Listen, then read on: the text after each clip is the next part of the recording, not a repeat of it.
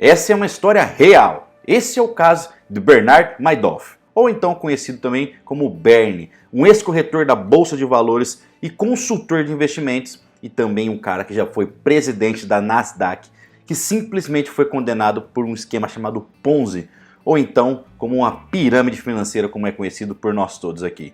Esse cara simplesmente fez resultar em uma perda de bilhões de dólares para investidores do mundo inteiro. Personalidades como Kevin Bacon e Steven Spielberg perderam milhares de dólares. O cara mexeu com gente do mundo inteiro e gente muito poderosa. Quer saber o desdobramento dessa história? Vem comigo conhecer a história de Bernard Madoff. Vambora!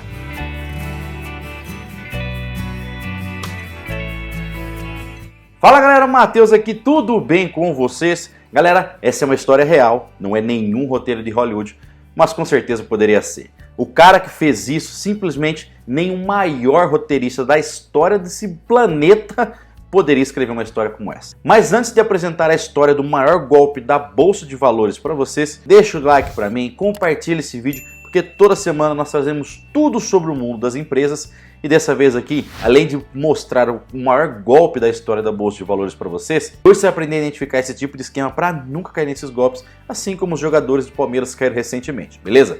Vem comigo, deixa o like para mim e vamos embora pro vídeo. Sua vida pessoal. Bernard Madoff, ou Bernie, como você vai me ver chamando muitas vezes aqui nesse vídeo, foi casado com Ruth Madoff por mais de 50 anos, onde teve 2 filhos, Mark e Andrew Madoff. Ambos os filhos trabalhavam com o pai e eram pessoas muito bem vistas no meio do empreendedorismo e principalmente no meio das finanças. Sua esposa, seus filhos, sua família de modo geral foram profundamente afetados pelos escândalos que nós vamos começar a contar para vocês. Mas como foi o início de carreira de Bernie Madoff? Bernie Madoff iniciou sua carreira lá em 1960, fundando sua própria empresa de corretagem chamada Bernard L. Madoff Investment Securities. Ele começou como corretor da bolsa, aonde trabalhou na Bolsa de Valores de Nova York. Bernie era um cara muito perspicaz e rapidamente ascendeu na carreira e se tornou presidente da Bolsa de Valores Nasdaq em 1990, uma das mais importantes do mercado de ações eletrônicos dos Estados Unidos. E aí, meu amigo, eu te pergunto, como não confiar em um cara que tem um currículo desse? Pois é, meus amigos, o ditado que é aos olhos do patrão que cresce o porco nunca fez tanto sentido. Afinal, ele foi um dos responsáveis pela modernização da Bolsa de Valores e a introdução da negociação eletrônica.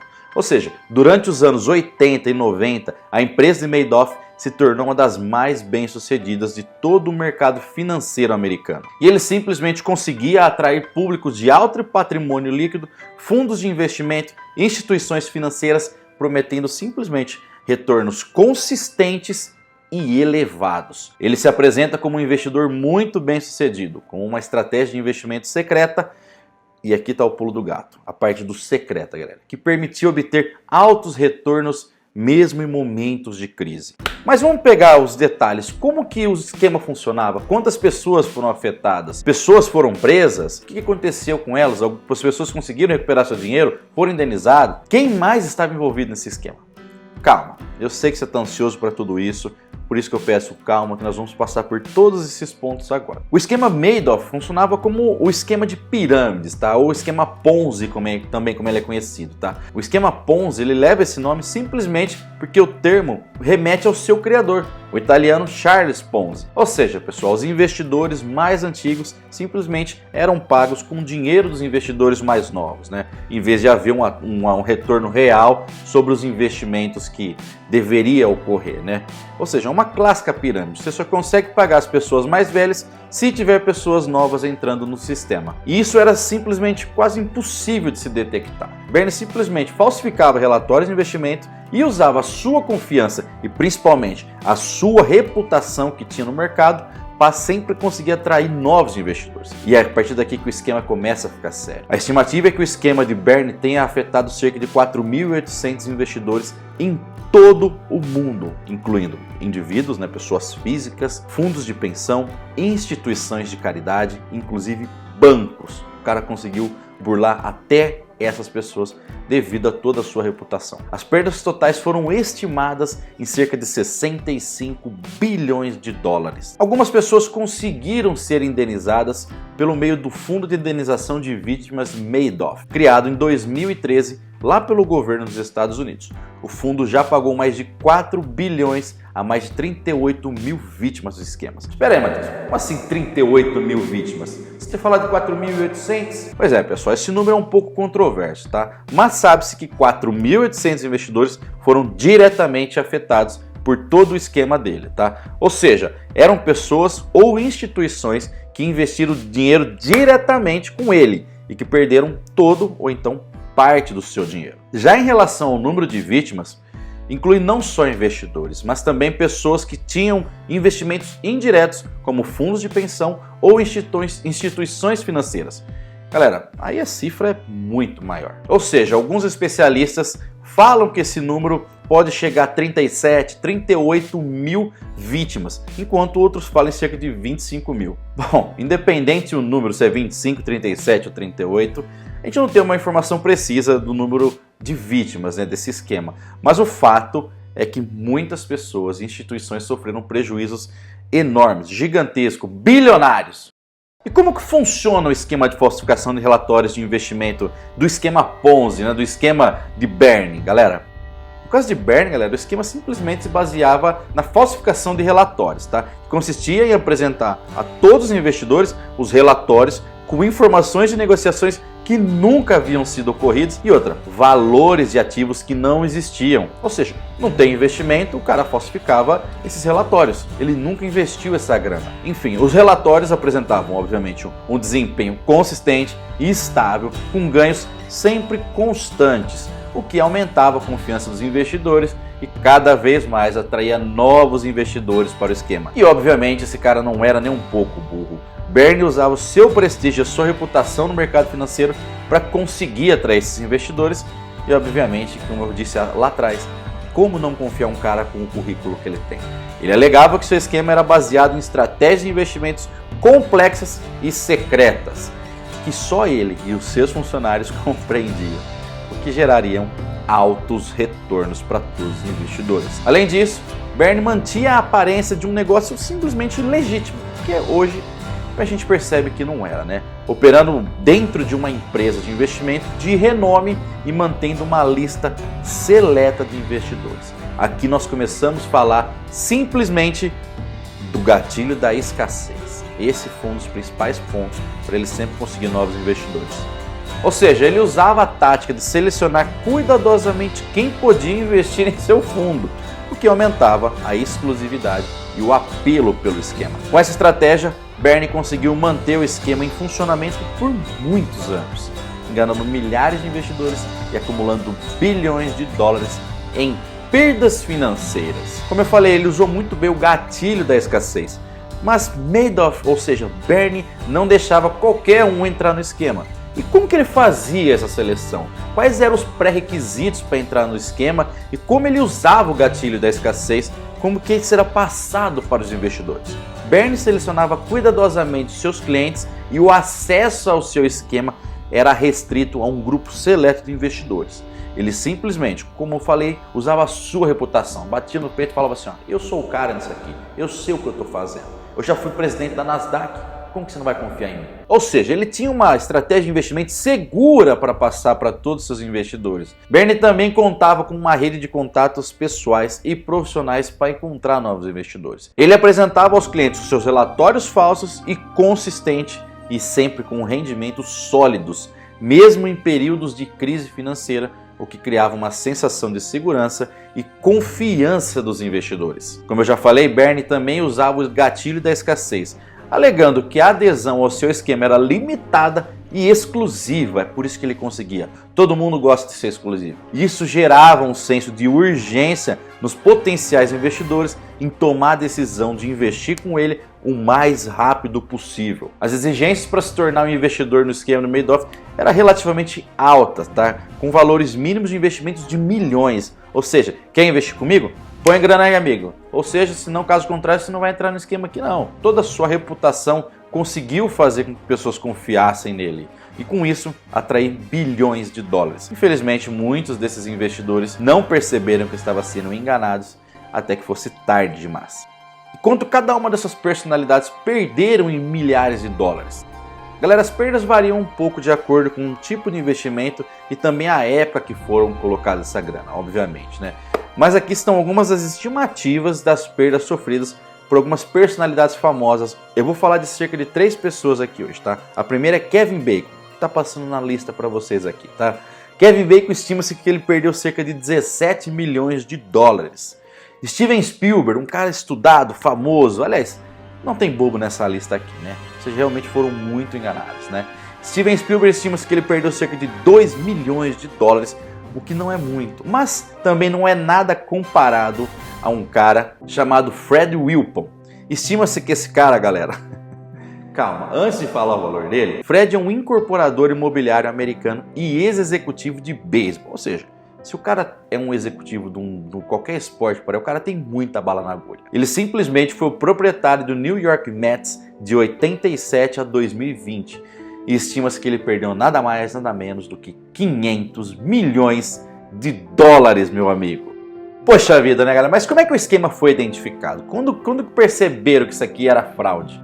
Bom, o esquema dele desabou simplesmente quando aconteceu a crise de 2008, tá? Em dezembro de 2008, após toda aquela crise global que atingiu os mercados de todo o mundo. E simplesmente, se não tivesse acontecido essa crise, provavelmente ele estaria por aí até hoje, ou pelo menos o seu esquema estaria por aí até hoje, rodando e enganando milhões de pessoas. Os investidores começaram a retirar dinheiro das suas contas naquela crise e ele obviamente não conseguiu mais atender as demandas, porque parou de entrar grana e ele não conseguia fazer aquela roda girar, como eu falei. E é aí que tá, isso começou a levantar suspeitas sobre a natureza do esquema e o surgimento de uma investigação por parte da Securities and Exchange Commission, a SEC, que é o órgão regulador do mercado financeiro dos Estados Unidos. E durante a investigação descobriu-se que Madoff não investia o dinheiro dos clientes, mas usava os novos investimentos, ou seja, dos novos adeptos, para simplesmente pagar o retorno aos investidores antigos,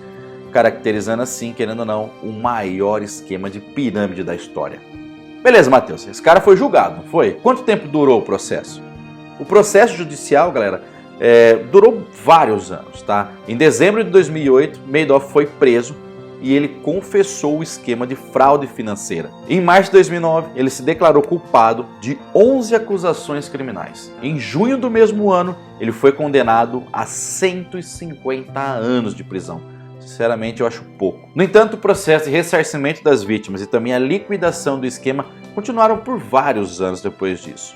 Foi necessária a criação de um fundo de compensação para as vítimas e até 2021 as vítimas do esquema haviam recebido mais de 14 bilhões de dólares em indenizações. O governo dos Estados Unidos, por meio da Securities and Exchange Commission, a SEC que eu acabei de dizer, e também outras agências reguladoras foram criticadas por não terem detectado o esquema de Bernie muito mais cedo. Poxa, precisou vir uma crise, a bolha estourar para os caras perceberem?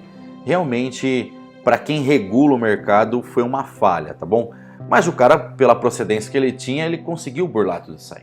No entanto, depois que o esquema foi descoberto, o governo agiu rápido, digamos assim, para conseguir punir Madoff e proteger os investidores lesados. Então esse fundo de compensação foi o que ajudou a recuperar parte do dinheiro perdido pelos investidores. Portanto, se você está curioso se o processo foi rápido ou demorado, pode-se dizer que o processo de investigação, acusação, julgamento e compensação das vítimas durou cerca de uma década.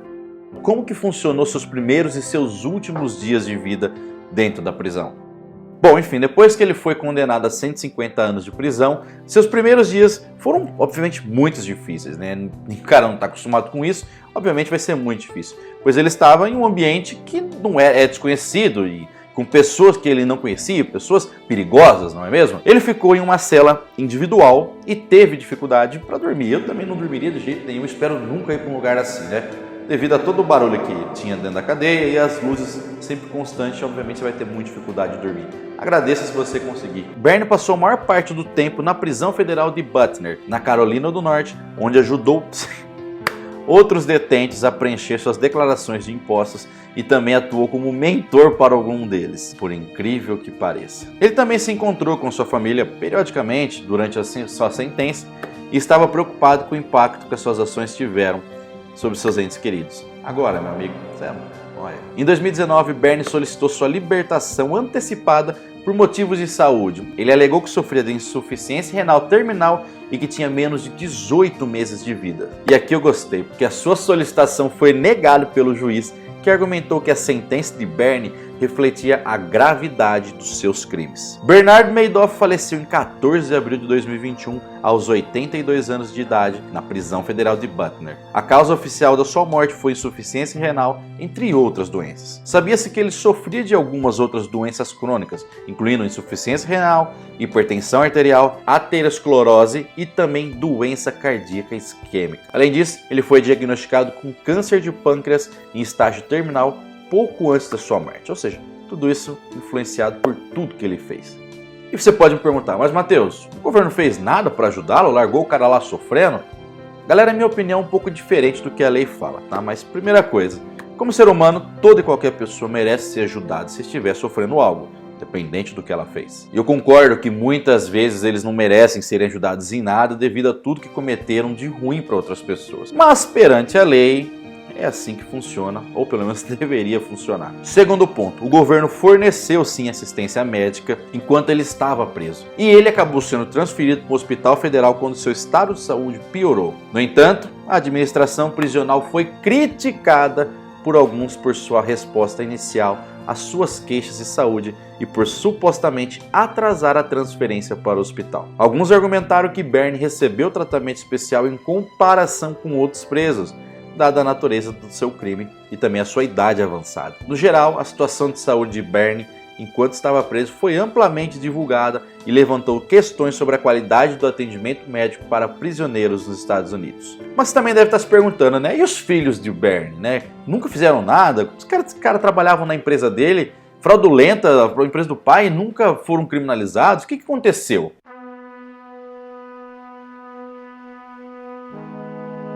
E aqui vem uma parte muito triste. Mark Madoff trabalhava como chefe de negociação de títulos na empresa do seu pai. No entanto, galera, ele alegou não ter conhecimento do esquema Ponzi em andamento, né, do esquema de pirâmide que estava ocorrendo lá. Alguns relatórios indicaram que ele estava envolvido na parte da negociação da empresa e não tinha acesso às contas de investimentos fraudulentas. As investigações não encontraram evidência de que Mark estivesse envolvido na elaboração do esquema e, portanto, não havia base para acusações criminais contra ele. No entanto, ele foi nomeado em um processo civil, sim, junto com seu irmão Andrei e sua mãe Ruth, que foi movido pelos liquidatários do Madoff Investment Securities em busca do reembolso para todas as vítimas do esquema. E aqui eu vou ter que censurar uma parte, porque é o seguinte, Mark Madoff cometeu em 2010, 2 anos após a revelação do esquema Ponzi, deixando para trás uma carta que expressava sua culpa por não ter sido capaz de identificar a fraude de seu pai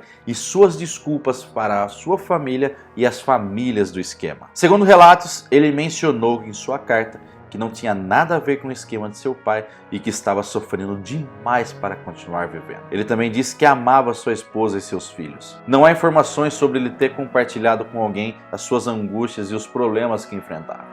Eu imagino, muitas pessoas não queriam nem ouvir ele e ia simplesmente massacrar devido a tudo que seu pai fez. Se as investigações disseram que ele realmente não tinha culpa, eu prefiro ainda acreditar na justiça. As investigações se concentraram principalmente em Bernie Madoff, em alguns de seus principais cúmplices, alguns diretores e não em seus filhos. No entanto, Mark e seu irmão Andrei foram investigados pelas autoridades e ambos negaram ter conhecimento do esquema.